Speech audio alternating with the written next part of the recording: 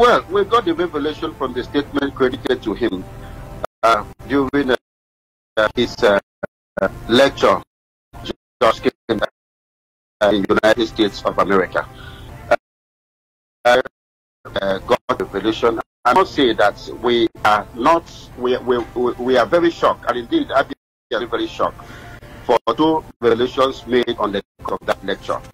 One, the huge amount which he claimed paid to contractors for non-existent projects, and two, they claim that his government has paid 120 months pension, which is 10 years pension to pensioners.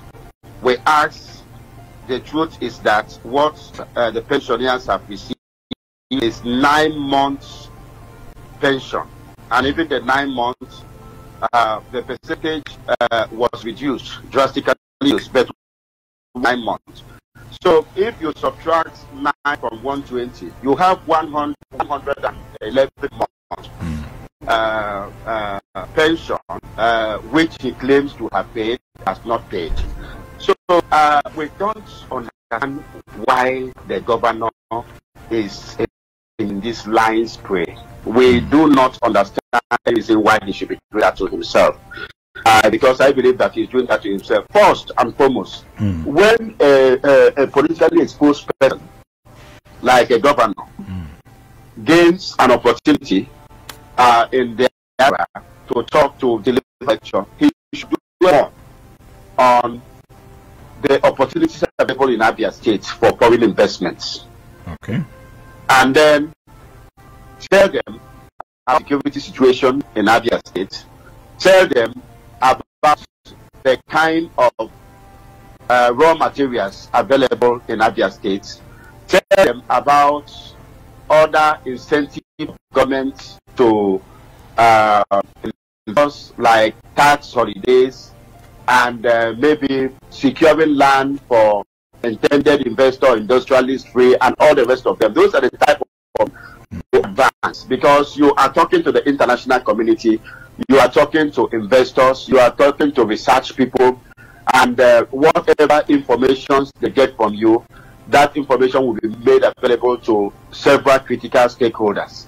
But when you go to such a place and you feel that what you can do is to smear the image of the person who occupied office before you, it becomes quite unfortunate, because we are all aware that when he came into office in less than 2 months, he set up a panel of firing to recover properties and the best of public knowledge, that panel is still sitting. That panel has not submitted its report. Okay. So if in case I agree with him that he engaged the services of one of the big four, probably PMG, EY, Deloitte, or Price. He has mentioned any of those audits. He has not, but he said one of the big threes in his statement. World, he said one of the big threes. Yes. But what the world knows is big four. But he said one of the big three. So when he talks about the big three, of course, the big three should be one of the big fours. And these are the big four companies in the world when it comes to audits and forensic audit in particular. It's either KPMG, it's either Deloitte, it's either PricewaterhouseCoopers, or it's either Ernst & Young. Now, Chief, let's move on the show. It's good that you actually touched some of the areas where the governor, you would have preferred the governor to look at when he's giving such a world-class lecture in the United States. But then again, are you also saying that the governor shouldn't have mentioned the challenges he met on ground upon assumption of office, which may as well be causing a kind of hindrance for the smooth running of the state, like this one? See, listen, my brother, the position here is very, very simple. He sets up a panel of inquiry to investigate. His action amounts to media trial and character smearing of the personalities involved, particularly the former governor. You don't do that. We have anti-graft agencies in the country. You have such a privileged report. You have not even reported to Abia. You have not even reported to Abia State House of Assembly. You have not told Abians what you have discovered. As soon as that report was made available to you, first, the duty line is to you report to your employers. And of course, his employers are Abia citizens. And those who reside in Abia, they are his employers. They are the people who voted him. So the first thing he should have done is to report to them and then wait for public reaction. Then the next thing he should do is to submit such a classified report to anti-graft agency, the Economic and Financial Crime Commission, for them to prosecute those detections against those individuals. Of course, those individuals will be questions we answer, but I make bold to tell you that there is no such thing. The former government, even though as a party man, the party have gotten the report in good notes that the state council did not commit a crime for the Abia. Reason being that there was an intervention from some royal fathers said road infrastructure is more critical to us than airports at that time. And then mindful of the fact that we are surrounded by 3 major airports.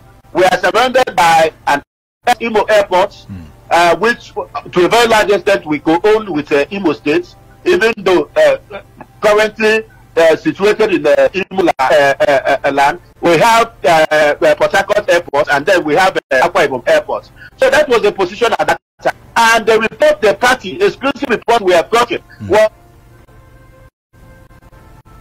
the Executive Council under Ibazo did not commit any amount of money on airports. Okay.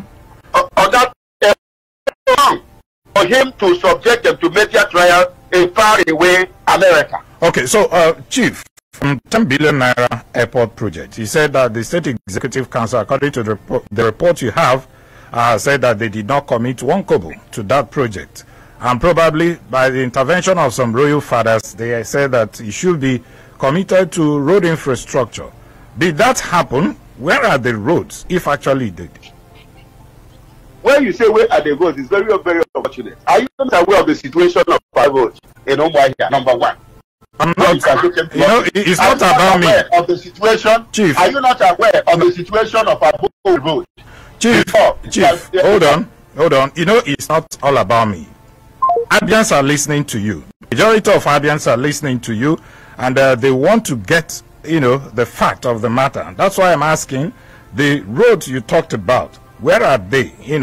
Rail out those roads. Let people know exactly where these roads are. Maybe they can now, come to terms with what you're saying. I think Chief Abraham, we're trying to get across to him right now. I think we had issues with network, but we'll try to get across to Chief Abraham Amah as the acting publicity secretary of the People's Democratic Party. Okay, we now have Chief Abraham Amah back on the line. Hello, Chief. Can you hear me now?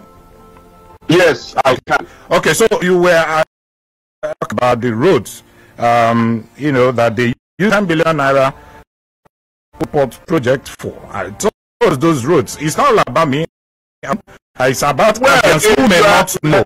You see, it's the problem we have is that of keeping record. Okay. As I speak to you, I'm talking to you virtually. So I am on the road.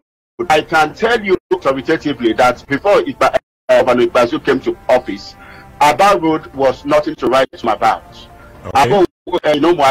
Abba Road was nothing to write home about. And you are aware of the several roads being managed by the former commissioner for works when our government held sway, which that government, sometimes we started with 35, we started promoting 35 roads, and some other time we started promoting over 100 roads.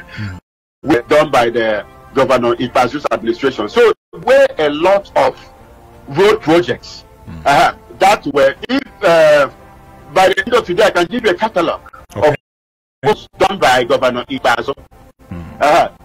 Here road was impassable before he came to power, and several other roads in various ways. There was no vote between Abia and Nkuru before he came to power. Those votes were done by him. There were a lot of votes which were supposed to be done, which were not done. But the truth remains that several votes were done. And government is a continuum. Okay, so if a particular government does some rules, and that government that comes to power should be able to handle those votes which were not done. Okay, Chief, let's put things in perspective. Those who just reeled out now, this particular airport project, when was it proposed? When was it supposed to have started? Was it immediately after 2015 or after 2019 general election? When exactly? So that we can know if actually this 10 billion naira was actually mapped out in his first tenure. I will now look at the roads done in his first tenure vis-a-vis the ones done in his second tenure, and probably start to put things in the right perspective and know exactly. I was not a member of the State Executive Council. I am not in the position right now as I speak to you virtually. Okay. If probably you have mentioned these things, I will. You gave me sufficient notice. Okay. You know the notice to appear on this program was very, very, very brief, and I obliged you. Yeah. And what I've done is to put some necessary information together before coming to the show, and then present to you and tell you, because all I needed to do, I have people to call and make one and verify one or two things and clear some of these things with the state chairman party and then other members of the SWC, and then make a presentation as I'm doing now on behalf of the party. All right. That is what I've done. But that is not a big issue. The issue is what is the an international arena to tell two big lies. One, about a forensic audit. Let me tell you, my dear, my own daughter is a chartered accountant. Let me tell you. And he works with a major accountant. Let me tell you. On the course of conducting a forensic audit, you ask questions to people who are involved. And I can tell you that at no time supposedly any member of the administration to ask for questions, because audit is not something you carry out without asking questions. In fact, you ask a lot of questions. You additional information from those who are involved. It's not something. It's just like when we do the ordinary election audit of maybe election materials. When the forensic experts gets to the local government INEC office, of course there must be an agent of the political parties involved in that election. There must be experts who will answer questions, who will be there to observations. So you cannot conduct an audit, such a holistic audit, a forensic, and you will not a single question to the occupants of the office. You just conclude everything, you submit everything, then something sinister. When somebody to something, that is not the way.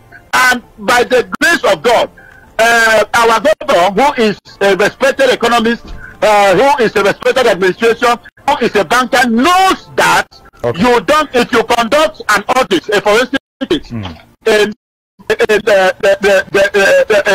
the former Diamond Bank, that you in several you ask questions to the regional managers, you ask questions to the branch managers, you ask questions to the a lot of people, you ask the question for verification. You cannot just come to an institution and conduct an audit and leave. You don't ask one question to anybody. You don't ask a single question to anybody, and then the next thing you submit your reports. You don't do that. Chief, I think we should leave it at that. We will be expecting the governor to come up with the details of that audit report so that Abians will know what actually transpired. But let me sincerely thank you, the Acting Publicity Secretary of the People's Democratic Party in Abia State, Chief Abraham Amah. Thank you so much for obliging us this morning, even in a very short notice. We appreciate it. Thank you. Thank you so much.